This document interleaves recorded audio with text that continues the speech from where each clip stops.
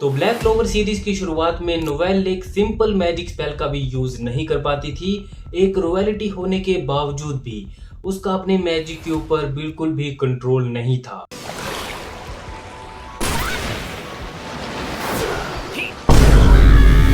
तो वही नोवेल जिसका अपने मैजिक के ऊपर बिल्कुल भी कंट्रोल नहीं था और उसके सिबलिंग्स उसका मजाक उड़ाते थे, उसने मांगा में आगे जाकर सी गॉड लिवाइथन के साथ कॉन्ट्रैक्ट साइन किया है और वो अब ब्लैक क्लोवर यूनिवर्स की वन ऑफ स्ट्रॉन्गेस्ट मेज बन चुकी है। तो आज की वीडियो में हम इसी नोवेल के सी ड्रैगन गॉड के साथ जो कॉन्ट्रैक्ट है उसके बारे में बात करेंगे। इसके अलावा जो लिवाइथन है सी गॉड उसके बारे में भी बात करेंगे, पर उससे पहले तुम वीडियो को लाइक कर दो और तुम्हें पता है कि चैनल के साथ क्या करना है।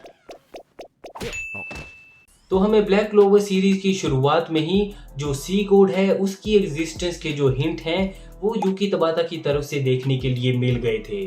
तो जब हमें अंडर वाटर सी टेम्पल वाली आर्क देखने के लिए मिली थी तो वहां पर हमें सी गॉड से रिगार्डिंग थोड़े बहुत हिंट देखने के लिए मिले थे और यहीं पर नोवेल पहली बार जो सी ड्रैगन रोर है उसका भी यूज करती है और ये एक हिंट था नोवेल के आगे आने वाले कॉन्ट्रैक्ट के लिए। तो यूकी तबाता ने शुरुआत के ही चैप्टर में जो आगे आने वाला चैप्टर था 359 उसका हमें हिंट दे दिया था और इसी वाले चैप्टर में हमें जो नोवेल और लिवाइथन का कॉन्ट्रैक्ट है वो देखने के लिए मिलता है। तो तुम सी गॉड लिवाइथन और जो 4 एलिमेंट स्पिरिट हैं उनके बीच में कंफ्यूज मत हो जाना। ये जो सी गॉड लिवाइथन है ये अलग है, जैसे कि हमें ड्राइड देखने के लिए मिली थी वो भी अलग ही एंटिटी है।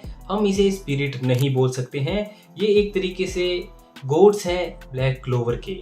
तो ये जो सी गॉड लिवाइथन है वो सी का गार्डियन है और ज़्यादातर टाइम ये बस सी के अंदर एक डीप स्लीप में रहता है और जो पुरानी कहानियां हैं उनमें लिखा था कि जब वर्ल्ड का एंड नियर होगा तो फाइनली जो सी ड्रैगन लिवाइथन है वो जागेगा और इस वर्ल्ड को बचाने के लिए आएगा। और जैसे ही सी ड्रैगन को ये सेंस होता है कि लूसियस जल्द ही जजमेंट डे करने वाला है और इस वर्ल्ड को खत्म कर देगा, तो ये सेंस करते ही जो लिवाइथन है वो अपनी डीप स्लीप से जाग जाता है और ये तलाश कर रहा होता है एक स्ट्रॉन्ग होस्ट की जो कि वाटर मेज हो जिसके साथ ये एक कॉन्ट्रैक्ट साइन कर सके। तो तुम ही बताओ कि क्लोवर किंगडम में सबसे स्ट्रॉन्गेस्ट वाटर मेज कौन है? तो वो है नोवेल। तो ऐसा ही हमें देखने के लिए मिलता है। तो हमें मांगा में दिखाया जाता है कि जो नोवेल है वो बहुत ज़्यादा दुखी है क्योंकि अंडीन के साथ उसका जो कॉन्ट्रैक्ट है वो ख़त्म हो चुका है और वो अपनी जो सेंट स्टेज थी उसका यूज़ नहीं कर पाएगी और वो बोलती है कि वो एक तरीके से यूज़लेस हो चुकी है आने वाली फाइट के लिए। पर फिर भी वो बोलती है कि वो हार नहीं मानेगी क्योंकि तुम्हें पता है कि आस्था का इन्फ्लुएंस है।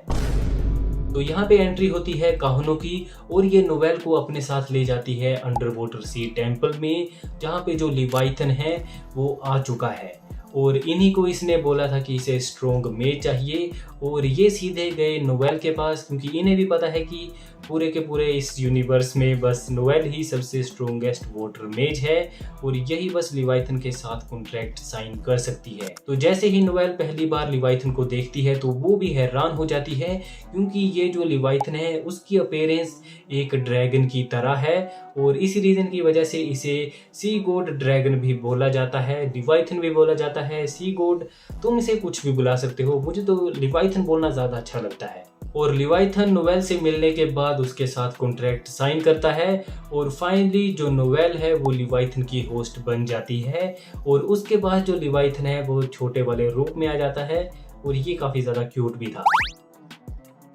तो जब ब्लैक क्लोवर में हमें ये चैप्टर देखने के लिए मिला था तो काफ़ी सारे फैंस खुश नहीं थे क्योंकि उनका बोलना था कि नोवेल का ये जो लिवाइथन के साथ कॉन्ट्रैक्ट है वो ऐसे ही रैंडमली आ गया नोवेल को पावर अप देने के लिए। पर मेरे हिसाब से ऐसा नहीं है क्योंकि हमें सीरीज़ के बहुत पहले उसकी शुरुआत में ही जो सी गॉड है उसकी इंट्रोडक्शन देखने के लिए मिल गई थी और नोवेल का जो पहला अटैक था उसका नाम भी सी ड्रैगन रोर ही था।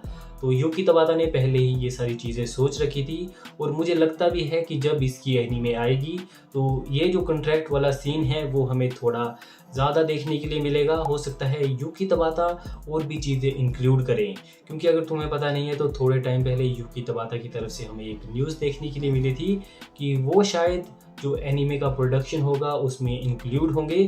तो हो सकता है हमें काफ़ी सारा एनीमे ओरिजिनल कंटेंट देखने के लिए मिले और ये जो सी ड्रैगन वाला कॉन्ट्रैक्ट था वो ज़्यादा बढ़िया हो जाए। तो लिवाइथन के साथ कॉन्ट्रैक्ट साइन करने के बाद हमें नोवेल की जो पहली ट्रांसफॉर्मेशन है वो देखने के लिए मिलती है, जिसका नाम है वेलकरी आर्मर ड्रैगन फॉर्म। और ये नोवेल की लेटेस्ट फॉर्म है जो कि हमें मांगा में देखने के लिए मिली है।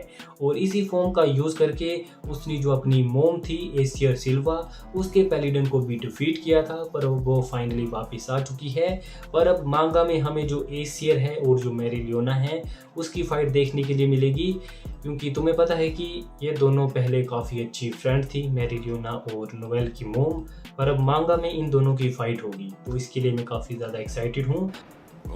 तो नोवेल की जो ये न्यू फॉर्म है वो उसे ब्लैक क्लोवर यूनिवर्स की स्ट्रॉन्गेस्ट कैरेक्टर में से एक बनाती है।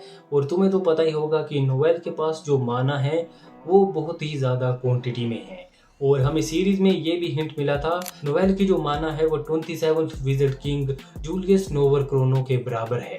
तो तुम खुद ही सोचो, इतनी ज़्यादा माना और दूसरी तरफ लिवाइथन, तो ये दोनों चीज़ें उसे इतना ज़्यादा स्ट्रॉन्ग बनाती हैं। तो पर्सनली बात करूँ तो ये जो नोवेल की ट्रांसफॉर्मेशन है वो मेरी सेकंड फेवरेट ट्रांसफॉर्मेशन है।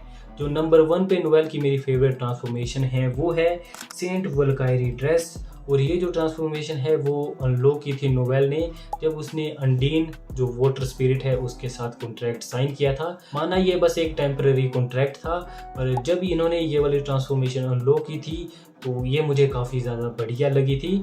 ये जो नई वाली है वो भी बढ़िया है, पर इसका मुझे जो डिज़ाइन था वो ज़्यादा बढ़िया लगा था। पर जैसे ही जो लोलो पिचिका है वो वापस आ गई तो अंडीन उसके पास चली गई और नोवेल के पास अब लिवाइथन है। तो गाइस आप कमेंट सेक्शन में ज़रूर बताना कि आपको ये जो लिवाइथन वाला सीन था नोवेल के साथ वो ठीक लगा या फिर आपको भी ये फोर्स्ड लगा। मेरे हिसाब से तो ये बढ़िया था। आज के लिए फिलहाल इतना ही। आपकी तरह मैं भी मायूस हूँ, लेकिन उम्मीद पर दुनिया कायम है। दिल दुखा है लेकिन टूटा तो नहीं है और उम्मीद का दामन छूटा तो नहीं है।